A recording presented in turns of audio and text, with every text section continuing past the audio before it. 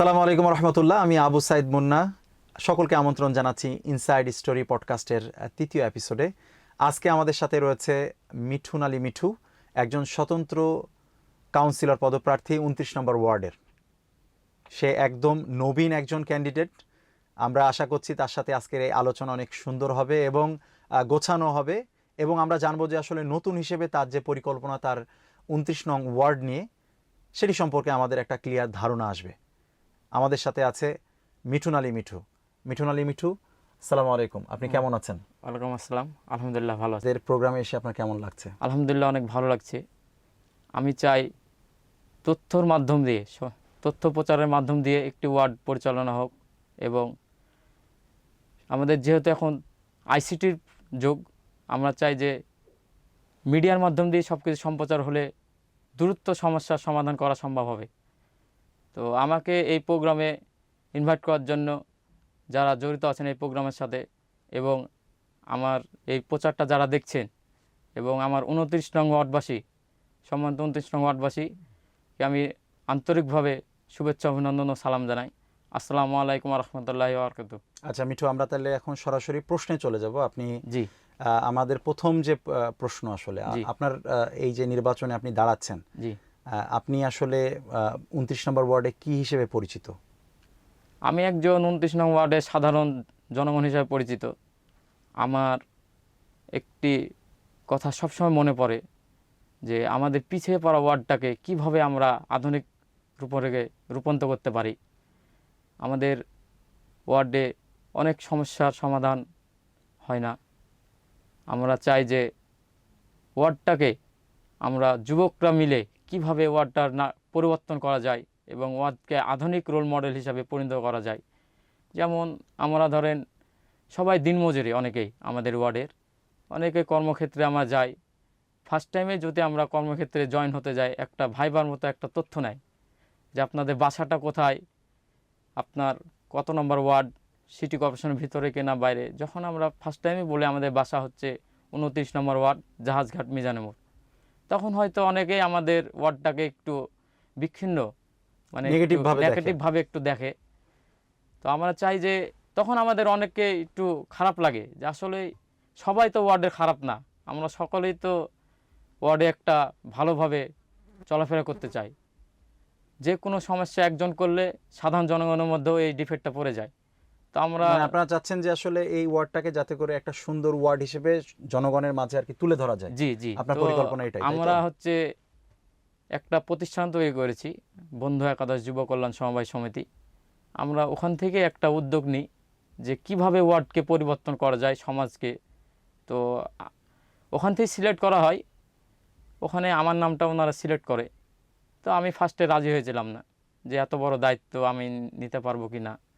তো আস্তে আস্তে যখন আমি আমাদের সমাজে মুরব্বীদের এবং সমাজে মণ্ডলদের এবং আমার পরিবারকে ফার্স্ট টাইমে জানাই যে এরকম বলছে, তো পরিবার একটু আসলেই রাজি ছিল না যে এগুলো আসলেই কে কী মনে নেবে, অনেকেই নেগেটিভ নেবে কি না। তো যেভাবে চলছি সেটাই ভালো। তো অনেক সময় আমি আবার বুঝালাম যে আমরাই যদি এই কথা শুনে যদি না আগাই, তাহলে সমাজকে কে ভালোভাবে পরিচালনা করবে। হয়তো আমি পারবো না, আমার দ্বারা যাতে আরেকজনের হয়, আমাকে দেখে যেন আরেকজনের সাহস পায়। তো এই উদ্যোগে আমরা হচ্ছে সবাই মিলে একটা নতুন একজন ক্যান্ডিডেট পাচ্ছে আর কি ২৯ নম্বর ওয়ার্ড। আচ্ছা, তখন এক্ষেত্রে আসলে আরো কিছু প্রশ্ন চলে আসে। সেটি হলো যে আসলে আপনি যে দাঁড়াচ্ছেন, আপনার শিক্ষাগত যোগ্যতা কি? আমি আসলে অনার্স থার্ড ইয়ার পর্যন্ত পড়ালেখা করেছি। কর্মক্ষেত্রের কারণে একটু সমস্যার কারণে আমি আগাতে পারিনি। পরিবারের অনেক চেষ্টা ছিল, কিন্তু আসলে আমার গাফলতির কারণে সেটা হয়নি। ওই এলাকায় এই প্রবলেমটা আছে। আমি নিজেও আসলে ডাশমারি উচ্চ বিদ্যালয়ের স্টুডেন্ট ছিলাম। আমাদের সাথে যারা পড়াশোনা করেছে অনেকেই পড়াশোনা ভালো স্টুডেন্ট ছিল, তারপর পড়াশোনা শেষ করতে পারেনি। আচ্ছা মিঠু, আপনি কি কাজ করেন এবং আপনার এই যে নির্বাচনী প্রচারণায় তো একটা বড় অঙ্কের টাকা প্রয়োজন হয়, এই টাকাটার আসলে যোগান আসবে কোথা থেকে? আমি আসলে 2018 সাল থেকে আমি একটা প্রতিষ্ঠানের সাথে জড়িত, টাইলসের শোরুমের নাম হচ্ছে কোরাজান এন্টারপ্রাইজ। আমি ওখানে দীর্ঘদিন ধরে প্রায় 7 বছর থেকে ম্যানেজার পোস্টে আছি। ওখানে আমি কর্মরত আছি, আলহামদুলিল্লাহ একটা ভালো স্যালারি পাই, মোটামুটি আমার পরিবার চলে। এখান থেকে আর আমার হয়তো এখান থেকে আয় ব্যয়ের কিছু অর্থ আমাদের ফান্ডে থাকে, এখান থেকে আর আমার সহযোদ্ধারা আছে বন্ধু একাদশ যুব কল্যাণ সমবায় সমিতির উদ্যোগ থেকে হয়তো আমাকে কিছু আর্থিক সহায়তা করবে আমার আশ্বাস, যেহেতু ওনাদের জনবল শক্তিতেই আমি। তারাই আপনাকে সিলেক্ট করেছে? জি জি। আচ্ছা আচ্ছা, আপনি আপনার নির্বাচনী একটা ইশতেহার আমি আপনার কাছ থেকে পেয়েছিলাম, যে আসলে আপনার অনেকগুলো আসলে প্রতিশ্রুতি আছে জনগণের কাছে। তো এই প্রতিশ্রুতির প্রথম একটা প্রশ্ন আসলে আপনার কাছে আছে, সেটি হলো যে আপনি লিখেছেন যে পরিমাণ অনুদান আসবে এই অনুদানের পুরোটাই আপনি হলো অসহায়, দুস্থ এবং গরিব যারা রয়েছে তাদেরকে ভাগ করে দিবেন। জি। তো এক্ষেত্রে আসলে অনুদান কি ধরনের অনুদান আপনি আসলে নিয়ে আসবেন মনে করছেন? আমাদের যে রাজশাহী সিটি কর্পোরেশন 30টা ওয়ার্ড আছে, 30টি ওয়ার্ডে যে অনুদান পাবে আমার তো তার একটা অনুদান পাওয়ার প্রাপ্য।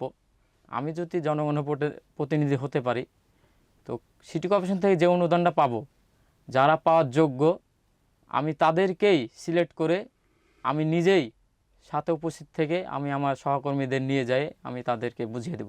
খুবই সুন্দর। আচ্ছা, এর পরবর্তীতে আপনার ইশতেহারে আরও একটি বিষয় ছিল যে আসলে আপনি ডাস্টবিন এর কথা আপনি সেখানে উল্লেখ করেছেন। আপনার কি মনে হয় যে কতগুলো আসলে এরকম মোড় বা গুরুত্বপূর্ণ স্থান আছে যেখানে আসলে ডাস্টবিনের দরকার আছে? আমাদের 29 নম্বর ওয়ার্ডটা একটু বড় ওয়ার্ড, এবং আমাদের 29 নম্বর ওয়ার্ডে যেমন মসজিদও অনেক বেশি, আমাদের ওয়ার্ডে মোড়ও অনেক বেশি অন্য অন্য ওয়ার্ডের থেকে। আমার জরিপে আমি ধারণা করেছি আনুমানিক 20টা মোড় আছে। এই 20টা মোড়ে অনেক জলবদ্ধতা হয়, এবং যেখানে ড্রেনেজ সংস্কার করা প্রয়োজন আমি করব, এবং যেখানে নতুন ড্রেনেজ করা দরকার আমি করে দেব। যেমন আমাদের মিজানের মধ্যে পশ্চিমে একটা মাঠ আছে, মাঠের পাশেই কিছু বসত বাড়ি আছে, ওখানে ড্রেনেজ হয় না। তো আমার মূল টার্গেট আছে ওই সাইডটা আগে থেকে শুরু করে, অনেকে যা আমাদের যেখানে আছে অনেক জায়গাতেই আছে, ওখানে আমাদের একটু ঘাটতি আছে ওয়ার্ডে। তো আমি চাচ্ছি ওখান থেকে আমার নতুন ড্রেনেজ কাজটা শুরু হবে, এবং যেখানে প্রয়োজন নতুন ড্রেন আমি করে দেব, এবং যে জায়গায় ড্রেন সংস্কার করার প্রয়োজন আমি করে দেব। আচ্ছা, ডাস্টবিনের ব্যাপারে আসলে আপনার কি মতামত? ডাস্টবিনটা হচ্ছে আসলে আমাদের ওয়ার্ড এখন যেহেতু বসত বাড়ি বেশি, ঘনবসতি, সব জায়গায় তো ময়লা ফেলা যায় না। যেমন আগে যেমন নদী ছিল, খাল বিল ছিল, পুকুর ছিল, এখন সেগুলো আমাদের আর নাই। তো আমাদের চিন্তাভাবনা আছে সিটি কর্পোরেশন থেকে যে আমাদের ডাস্টবিনগুলো দেওয়া হয়, ওয়ান টাইম ডাস্টবিনগুলো, আমরা প্রতিটা গলিতে, রাস্তায় এবং মোড়ে যেখানে আপনার পাকা ডাস্টবিন করা প্রয়োজন করে দেব, এবং যেখানে আমাদের এই যে ডাম্প সিস্টেম যে ডাস্টবিন পাওয়া যায় এগুলো আমি স্থাপন করে দেব, যাতে ওয়ার্ডবাসী, শুধু আমি করে দিলে হবে না, ওয়ার্ডবাসীকে একটু সচেতন হতে হবে, যাতে ওয়ার্ডবাসী সচেতন হয়ে ওই ডাস্টবিনগুলো ব্যবহার করে। সেক্ষেত্রে আমাদের যে কর্মীগুলো কাজ করবে তাদেরও সুবিধা হবে, জনগণের সুবিধা হবে, আমার ওয়ার্ডটাও পরিষ্কার পরিচ্ছন্নতা থাকবে। খুবই সুন্দর। আচ্ছা, এর পরবর্তী যে ইশতেহার, মিঠুন, আপনি আরো একটি বিষয় নিয়ে এসেছেন, সেটি হলো অভিযোগ বাক্সের কথা বলেছেন আপনি। এই অভিযোগ বাক্সটি আসলে কোথায় কোথায় হবে এবং আপনি আসলে এটি কিভাবে ব্যবস্থা করবেন? প্রতিটা রাস্তার মোড়ে একটি করে অভিযোগ বক্স স্থাপন করে দেব, এবং হটলাইন নাম্বার থাকবে, সেটা আমাদের সবসময় সার্ভিস থাকবে। এই হটলাইনের নাম্বারে আমাদের অভিযোগ দিতে পারবে, এবং এই বক্সটি থাকবে আমার 2 থেকে 3 জন শুভাকাঙ্ক্ষী কাজ করবে, এবং ওনারাই নিয়ে আসবে, ওনারা খোলার কোনো এখতিয়ার থাকবে না। আমি নিজে উপস্থিত থেকে ওই অভিযোগ বক্সগুলো খুলে দেখব, এবং কার কী সমস্যা আমি ওয়ার্ডের গণ্যমান্য ব্যক্তি নিয়ে আমি সেই সমাধান করার চেষ্টা করব ইনশাল্লাহ। খুবই সুন্দর আসলে আপনার পরিকল্পনা। এর পরবর্তী আরও একটি ইশতেহার রয়েছে, সেটি হলো যে আপনি অসহায় মানুষদের দাফন কাফন, এটির একটি ব্যাপারে আপনার ইশতেহারে উল্লেখ আছে।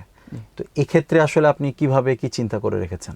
আমার একটা দল থাকবে, স্বেচ্ছাসেবক দল, ওখানকার যারা যুবকেরা ফ্রি থাকবেন, এবং আমরা তাদেরকে নিয়ে আপনি কমিটি গঠন করব, এবং আমাদের হচ্ছে এটা নিয়েই আমরা দরিদ্র পরিবারের পাশে সবসময় থাকবো। আচ্ছা, আপনি এর আগেও কয়েকবার বলেছেন স্বেচ্ছাসেবক দলের কথা, স্বেচ্ছাসেবক দলের যে ব্যাপারটি, সেটিতে আসলে আপনি এই স্বেচ্ছাসেবক দলে কতজনকে রাখতে চান, বা এদের কোনো প্রশিক্ষণের কোনো ব্যবস্থা থাকবে কিনা? আসলে স্বেচ্ছাসেবক দলটা আমরা গঠন করব, আসলে নির্ধারিত কোনো সদস্য নাই, আমরা যখন যাদেরকে পাবো অ্যাক্টিভ করব, যে ফ্রি থাকবে সে আসবে। তো প্রশিক্ষণ কেন্দ্র আমাদের কিছু আছে, যেমন আমরা দেখি যে আমাদের ডাসমারি উচ্চ বিদ্যালয়ে স্কাউট একটা প্রশিক্ষণ হয়, তো আমরা ওদেরকে নিয়েই আমরা যুব সমাজের কিছু ব্যক্তিদেরকে নিয়ে 20 থেকে 25 জনকে নিয়ে আমরা একটা টিম গঠন করব, যে কোনো বিষয়ে এবং যে কোনো জলাবদ্ধতা কিংবা দরিদ্র পরিবার, কেউ অসহায় মারা গেছেন এবং ওয়ার্ডের কোনো সমস্যা, মানে যে কোনো সমস্যায় তারা যাতে সমস্যায় করে ওরা থাকবে। এগিয়ে থাকবে জি। আর কি। আচ্ছা, এর পরবর্তী আরো একটি বিষয় আপনার ইশতেহারে আমি দেখেছি, সেটি হলো সাংস্কৃতিক অনুষ্ঠান এবং খেলাধুলা। জি। এই খেলাধুলার ক্ষেত্রে আমি একটু পরে আসছি। সাংস্কৃতিকের ব্যাপারে আমি যদি বলি, আমি জানি যে 29 নম্বর ওয়ার্ড কিন্তু সংস্কৃতির দিক থেকে অনেক এগিয়ে। জি। এখানে অনেক দেশ বরেণ্য শিল্পী, টোকার, প্রডিউসার জি। এবং বিভিন্ন সংবাদ মাধ্যমে কিন্তু লোকজন আছেন 29 জি। নম্বর ওয়ার্ড। জি। তো এই সংস্কৃতির ব্যাপারে আসলে আপনি কি চিন্তা করে রেখেছেন? এবং আমরা দেখেছি যে প্রত্যেকটা জায়গাতে এখন খেলাধুলার জায়গাগুলো কমে এসেছে। জি। যদি ঐতিহাসিকভাবে ফিল্ড মাঠ যেটাকে আমরা বলি বা ডাশমারি ফিল্ড জি। মাঠ, এই ডাশমারি ফিল্ড এটিকে কিন্তু আসলে খুবই গুরুত্বপূর্ণ ধরা হতো, জি। কিন্তু লম্বা সময় ধরে এটিতে আসলে কোনো খেলাধুলা ওইভাবে অনুষ্ঠিত হয় না। তো এই দুটি ক্ষেত্রে আসলে আপনি কি ধরনের চিন্তা করে রেখেছেন? আমরা শুধু দেখি যে বার্ষিক আমাদের স্কুল শিক্ষা প্রতিষ্ঠানে একটা সাংস্কৃতিক অনুষ্ঠান হয়, বিদায় অনুষ্ঠান যেটাকে বিদায় আমরা অনুষ্ঠান। দেখি যে ডাশমারি উচ্চ বিদ্যালয়ে হয়। হ্যাঁ, আর আমরা বিগত দিনে দেখেছি ডাসমারি ফিল্ডে সাংস্কৃতিক অনুষ্ঠান হতেন, সেটাও আমাদের বন্ধ হয়ে গেছে। তো আমরা চাই সাংস্কৃতিক এবং ক্রীড়ার মাধ্যম দিয়ে আমরা কিভাবে মাদক থেকে এবং অন্যায় কাজ থেকে দূরে থাকা যায়। কারণ বিভিন্ন সময় বিভিন্ন বন্ধুদের সাথে আড্ডা দিলে একটা সমস্যার সৃষ্টি হতে পারে। একটু ক্রীড়া এবং সংস্কৃতির মধ্যে থাকলে সেটা ডেভেলপ হবে। তো এক্ষেত্রে কি আপনার কোনো টিম, খেলার টিম বা আপনার কোনো সাংস্কৃতিক কোনো সংগঠন থাকবে কিনা? জি, আমি একটা চিন্তা ভাবনা নিয়েছি। আমাদের ওয়ার্ডে আমি যদি জনগণ হতে প্রতিনিধি হতে পারি, তো প্রতিটা বছর 2টা করে টুর্নামেন্ট হবে। কোথায়? ডাসমারি ঐতিহাসিক ফুটবল মাঠ। আচ্ছা, আমাদের তো ওয়ার্ডে একটাই মাঠ, ওখানে শুরু হবে। ওয়ার্ডটা আপনার সম্পূর্ণ খরচ বহন করবে কাউন্সিলর। আচ্ছা। যেটা হচ্ছে আপনার 2টা টিম হবে, একটা ফুটবল টিম, একটা ক্রিকেট টিম। এই 2টার মাধ্যম দিয়ে রাজশাহী সিটি কর্পোরেশন থেকে শুরু করে আপনার বিভাগীয় পর্যায়ে এই টিমটা আমরা খেলাবো। টিমের নামই থাকবে 29 নং ওয়ার্ড, যাতে আমাদের ক্রীড়ার মাধ্যম দিয়ে এই ওয়ার্ডটাকে সবাই চিনতে পারে। বাংলাদেশকে যেমন ক্রীড়ার মাধ্যম দিয়ে বিশ্ব চিনে, তা আমি চাই এই ক্রীড়া ও সাংস্কৃতিকের মাধ্যম দিয়ে আমি যতটুকু পারবো ওয়ার্ডকে হাইলাইট করতে পারবো। আচ্ছা, এর পরবর্তী আরেকটি প্রশ্ন আছে, সেটি হলো যে আপনার তো বয়স খুবই কম। জি। আপনার বয়স কত? আমার বয়স 28 বছর বয়স। এখন আপনাকে যদি নির্বাচিত করে বা নির্বাচন যখন হবে, ভোট দেওয়ার ক্ষেত্রে অনেক সময় আমরা দেখি যে বয়স্কদেরকে বা যারা এবং যারা রাজনৈতিকভাবে আসলে শক্তিশালী এ ধরনের মানুষদেরকে আসলে যারা ভোটার আছে তারা ভোট দিতে পছন্দ করেন। কারণ এখানে অনেকগুলো বিষয় থাকে, যেমন একজন কাউন্সিলর বিভিন্ন সালিশে যায়।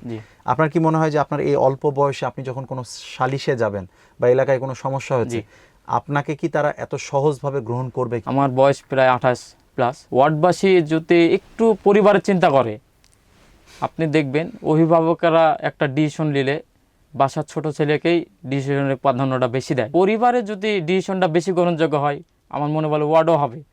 কারণ আমরা চাই ওয়ার্ডকে আমাদের যে মেধায় পরিকল্পনা করব, হয়তো আমাদের বাবারা বা চাচারা যারা আছেন, হ্যাঁ, সেভাবে চিন্তা নাও করতে পারে। কারণ আমরা চাই কিভাবে ওয়ার্ডকে ভালোভাবে পরিচালনা করা যায়। আর যেটা সালিশের বিষয় বলেছেন, ওয়ার্ডে আসলে সালিশটা আমরা অতীতে দেখেছি, এখন সে সালিশটা আমাদের ওয়ার্ডে সেভাবে আমরা দেখতে পাই না। যে কোনো সমস্যা হলে থানা পর্যায়ে চলে যায়। তো আমরাও চিন্তা ভাবনা নিয়েছি ওয়ার্ডের সমস্যা ওয়ার্ডে হবে, বাইরে প্রতিনিধিদের কাজ যাবে না। তাহলে অনেকগুলো প্রশ্ন আমরা করলাম। এখন আরও একটি গুরুত্বপূর্ণ প্রশ্ন আমার কাছে আছে, সেটি হলো যে যেহেতু 29 নম্বর ওয়ার্ডের মধ্যেই মিজানের মোড়টা পড়ে, আপনি জানেন যে রাজশাহী সহ বাংলাদেশের বিভিন্ন প্রান্তে, বিশেষ করে আমাদের এখানে যেহেতু অনেকগুলো শিক্ষা প্রতিষ্ঠান আছে, শিক্ষা প্রতিষ্ঠানের স্টুডেন্টদের কাছে কিন্তু এই মিজানের মোড়টা খুবই পরিচিত একটা জায়গা। এবং অনেক সময় আপনি আপনার এলাকার নাম বললে হয়তো বা চিনতে পারবে না, কিন্তু মিজানের মোড়ের নাম বললে কিন্তু সহজে চিনতে পারে। এবং এটি মাদকের জন্য কিন্তু বিখ্যাত। তো তো সেক্ষেত্রে আসলে এই নদী বিধৌত যেহেতু আসলে 29 নম্বর ওয়ার্ড, জি এই ওয়ার্ডের ক্ষেত্রে আপনার মাদক নিয়ন্ত্রণের ক্ষেত্রে বা যারা তরুণ সমাজ রয়েছে তাদের মধ্যে যে মাদকের যে প্রভাব, এই প্রভাব নিয়ন্ত্রণ করার ক্ষেত্রে আসলে আপনার কোনো পদক্ষেপ আছে কিনা? আসলে মাদকটা যে আমাদের ওয়ার্ডেই বেশি বিক্রি হয় সেটা না, আসলে মিজানুর মোড়টা আমাদের ওয়ার্ডের ভিতরে সম্পূর্ণ না, হয়তো বর্ডারে বিক্রি হয়, আমাদের ওয়ার্ডের নাম হয়, সেক্ষেত্রে আমাদের অনেক চিন্তা তাহলে কি ভাবনা আছে। সেক্ষেত্রে আপনারা কি দায় নেবেন না নাকি? না, দায়িত্ব অবশ্যই নিতে হবে, যেহেতু আমাদের মোড়টা আমাদের মধ্যেই পড়ে। তো আমরা চাই যে ওয়ার্ডবাসী যদি সচেতন হয়, একটা সন্তানকে যেভাবে প্রাধান্য দেয় ভালো করার জন্য, আমরা চাই ওয়ার্ডের জন্যও যেন ওয়ার্ডবাসী সে প্রাধান্যটা বেশি দেয়। কিভাবে ওয়ার্ডকে সচেতন করা যায়, কিভাবে ভালো পরিবেশ করা যায়, যেখানেই আপনার মাদক কিংবা চাঁদাবাজি সন্ত্রাসী সৃষ্টি হবে, কর্মকাণ্ড সৃষ্টি হবে। এখন তো আমাদের সরকার অনেক যোগাযোগ ব্যবস্থা ভালো করেছে, সবার কাছেই আপনার প্রশাসনিক নাম্বারটা থাকে, এবং সেখানেও যদি না বলে তো আমার একটা হটলাইন নাম্বার থাকবে, যেটা অভিযোগ বক্স থাকবে। তারা যদি আমাকে সেই মাধ্যম দিয়ে বলে, সরাসরি না বলতে পারে, আমি তাদের নাম গোপনীয়ভাবে রেখে আমি কিভাবে মাদক সন্ত্রাস চাঁদাবাজ নির্মূল করা যায়। আচ্ছা, আপনি কি ওই যে যারা মাদকের সাথে জড়িত আছে, আপনি তো মোটামুটি দেখা যায় যে একজন প্রতিনিধি হিসেবে অবশ্যই আপনি এটি টার্গেট করেছেন যে কোন কোন জায়গায় মাদকের কেনা বেচা হয় বা কারা আসলে এটি সেবন করছে। যারা মাদকের সাথে জড়িত আছে এদের আসলে আপনি যদি মাদক নিয়ন্ত্রণ করেন সেক্ষেত্রে তো তাদের কর্মসংস্থান চলে যাচ্ছে। সেক্ষেত্রে আসলে তাদের ব্যাপারে কি, কর্মসংস্থানের ব্যাপারে বা অন্যান্যদের যে কর্মসংস্থান, এটির ব্যাপারে কি আপনার কোনো পরিকল্পনা আছে কিনা? আমি যদি তাদের কর্মসংস্থান করে দিতে পারি, তারা মাদক ব্যবসা করবে না আশা করি। কারণ কেউ চায় না যে আমার জন্য আমার পরিবার ক্ষতিগ্রস্ত হোক এবং ওয়ার্ডে খারাপ চোখে থাকুক, এটা কেউ চায় না। যেমন আমি আমার পরিবারকে কিংবা আমার এলাকাকে সবসময় চাইবো যে ভালো থাকুক। তো কিভাবে ভালো রাখা যায় সে চিন্তাটাও আমরা নিয়েছি। আমাদের কর্মসংস্থান করতেও বেশি টাকা ইনভেস্ট করা লাগে এরকম না, একটা রিক্সা হলেই তার বছরে আপনার প্রতিদিন আয় 1000 টাকা সর্বনিম্ন করতে পারবে আশা করি। তো এরকমও যদি আমরা কিছু কিছু পরিবারকে ধরে যদি আমরা এরকম কিছু উদ্যোগ দিতে পারি, অনুদান, যে ভাই কিংবা চাচা এগুলো আমাদের সমাজে এখন আর করেন না, এটা করলে আপনার পরিবার লাজ্জিত হবে। আমাদের সাথে তো আপনার 2-1 বার দেখা হবে, কিন্তু আপনার পরিবার সাথে সবসময় দেখা হবে। আপনার সন্তান কোনো জায়গায় গেলে আপনার সন্তানকে ভালোভাবে একটা অ্যাভয়েড করবে না যে ওনার বাপই করে। তো আমরা চিন্তা করছি আপনার দিকটা যা করে পার করেছেন, আপনার সন্তান এবং পরিবার দিক তাকে চিন্তা করে আপনি এটা না করলে ভালো হয়। আমরা আপনাদের একটু সহায়তা করছি, এটা নিয়ে আপনি আপাতত আপনার জীবন চলাটা শুরু করেন। মিঠু, আপনার ইশতেহারে আমরা আরো দেখেছি যে এখানে হলো টিউবওয়েল স্থাপনের কথা বলেছেন আপনি, এরপরে গণশৌচাগার বিভিন্ন স্পটে আর কি আসলে আমরা দেখেছি অনেকগুলো মোড় থাকার কারণে অনেক মানুষ থাকে, কিন্তু আসলে শৌচাগারের কোনো ব্যবস্থা নেই। এবং আরও একটি গুরুত্বপূর্ণ বিষয় আপনি লিখেছেন আপনার ইশতেহারে, সেটি হলো মাতৃদুগ্ধ কর্নার, বা যেটিকে আমরা ইংলিশে বলি ব্রেস্ট ফিডিং কর্নার। এটি আপনি করতে চাচ্ছেন, আসলে এটি কিভাবে করবেন, কোথায় কোথায় করতে যাচ্ছেন? আমাদের মা বোনদের সুবিধার্থে অনেক বাচ্চারা কান্নাকাটি করে মার্কেটে গেলে, শপিং মলে কিংবা জরুরি প্রয়োজনে মরে গেলে, সেই সুবিধার্থে আমাদের মা বোনদের সুবিধার্থের জন্যে আমরা দুগ্ধ পান কেন্দ্র স্থাপন করার একটি চিন্তাভাবনা নিয়েছি। পাশাপাশি খাবারের পানি, বিশুদ্ধ খাবার পানি, টিউবওয়েল এবং গণশৌচাগার, এই তিনটা আমাদের জন্য খুবই প্রয়োজন। কারণ এখন আমাদের দেখার সেই ধরনের জঙ্গল যেটা বলে আমাদের ভাষায়, এবং আশপাশে যে পরিবেশ এখন সব বসতবাড়ি হয়ে গেছে, দোকানপাট হয়ে গেছে, সেক্ষেত্রে আমাদের এগুলো আর ব্যবহার করার মতো জায়গা পাওয়া যায় না। সেজন্য আমি এই উদ্যোগটা নিয়েছি, যাতে আমাদের ব্যবসায়ী ভাই ও পথচারী যাত্রীদের এবং ওয়ার্ডবাসী জানে বিভ্রান্তি না হয়, সেই সুবিধার্থেই আমি এই উদ্যোগটা গ্রহণযোগ্য করেছি। যদি ওয়ার্ডবাসী মনে করে যে ওনাদের ভোটে পাস করার পর আমি যদি প্রতিনিধি হতে পারে, আমি এগুলো করে দেবো ইনশাআল্লাহ। Very good. আচ্ছা, এরপরে আপনি মিঠু বলেছেন যে অ্যাম্বুলেন্সের সেবা চালু করবেন আপনার ওয়ার্ডে, এটি আসলে কিভাবে হবে? যারা একদম ইমার্জেন্সি, অনেক সময় আমরা অটোতে নিয়ে যেতেই হয়তো একটা দুর্ঘটনা ঘটে যেতে পারে, এরকম একটা পরিস্থিতি হতে পারে, সেসব প্রার্থী জনগণদের জন্য আমি একটা অ্যাম্বুলেন্স সেবা দিতে যাচ্ছি। এবং খুবই দ্রুত যাদের প্রয়োজন তারা যদি ব্যবহার করে আমাদের জন্য খুব ভালো হবে। এবং অর্থ কোন দিক থেকে আসবে, মানে কোথা থেকে এটির অর্থটা হচ্ছে আসলে সিটি কর্পোরেশন থেকে যে বাজেট পাবো সেসব ঘাটতি থেকে যদি আমরা কিছু রাখতে পারি রাখবো, আর না হলে আমাদের। আপনার কি কোনো শুভাকাঙ্ক্ষী আছে এই ক্ষেত্রে? অবশ্যই হেল্প করবেন বলেছে। অবশ্যই, আমি যদি একটা ভালো কাজের জন্য কারোর কাছে যাই অবশ্যই আমাকে দিবে, যে আমরা ওয়ার্ডের এরকম একটা চিন্তাভাবনা নিয়েছি কিভাবে ওয়ার্ডটা পরিবর্তন করা যায়। তো আমাদের একটা প্রতিষ্ঠান আছে, সে প্রতিষ্ঠান থেকে যেটা বন্ধু একাদশ যুব কল্যাণ সমবায় সমিতি, এই ফান্ড থেকেও নিব এবং আমাদের যারা আর্থিক দিক দিয়ে উন্নত সচ্ছল আমরা তাদের কাছেও আমরা দাবি করব যে আসলে দেন আমাদের ওয়ার্ডটা যেন ভালো হয় এবং আপনার এই অর্থ অনেকে আছে যারা আসলে এগিয়ে আসতে চায়। সেক্ষেত্রে মিঠু, আমরা আমাদের এই পডকাস্টের একদম শেষে চলে এসেছি। আপনি আপনার 29 নং ওয়ার্ডবাসীর জন্য আসলে খুবই সংক্ষেপে গুরুত্বপূর্ণ যে পরিকল্পনাগুলো করে রেখেছেন, যদি নির্বাচিত হন সেগুলো একটু জানাবেন। আমার সম্মানিত 29 নং ওয়ার্ডবাসীর জন্য আমি যে চিন্তাধারাটা মাথায় নিয়ে পরিকল্পনা করে আগাতে যাচ্ছি, তার ভিতরে হচ্ছে প্রথম হচ্ছে আমাদের দিনমজুর লোক জনসংখ্যা বেশি, তাদের জন্য আমি কর্মসংস্থান ব্যবস্থা কিভাবে করা যায় এবং মাদক সন্ত্রাস চাঁদাবাজ মুক্ত ওয়ার্ড কিভাবে করা যায়। আমাদের যেহেতু দরিদ্র ওয়ার্ড, বয়স্ক ভাতা, শিশু ভাতা এবং টিসিবির পণ্য যেগুলো আমাদের সিটি কর্পোরেশন থেকে অনুদান আসবে, যারা পাওয়ার উপযোগী যোগ্য আমি তাদের মাঝেই দেওয়ার চেষ্টা করব। এবং হচ্ছে আমাদের ওয়ার্ডে যে সমস্যাগুলো আছে, যেমন ড্রেনেজ সংস্কার, চলাফেরা, রাস্তাঘাট, ড্রেন, যতগুলো সমস্যা, এক কথায় যে সমস্যাগুলো আছে আমাদের ওয়ার্ডের, জনগণকে সাথে নিয়েই আমি যদি আপনাদের ওয়ার্ডের ভোটে প্রতিনিধি হতে পারি, আমি সেগুলো সমস্যার সমাধান করার চেষ্টা করব ইনশাল্লাহ। মিঠু, আপনাকে ধন্যবাদ, আপনি আমাদের এই পডকাস্টে এসেছেন। আমি আবারও বলতে চাই, সেটি হলো যে আজকে মিঠু আমাদের এখানে এসেছে, একজন স্বতন্ত্র প্রার্থী এবং একজন ইয়াং মানুষ। আমরা দোয়া করব যে মিঠুকে আপনারা সকলে ভোট দিবেন।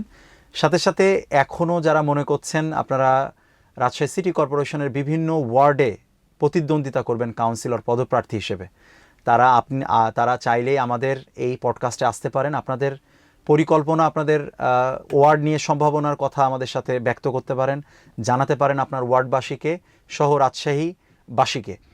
প্রত্যেকের জন্য শুভকামনা রইল। সকলে ভালো থাকবেন। আসসালামু আলাইকুম।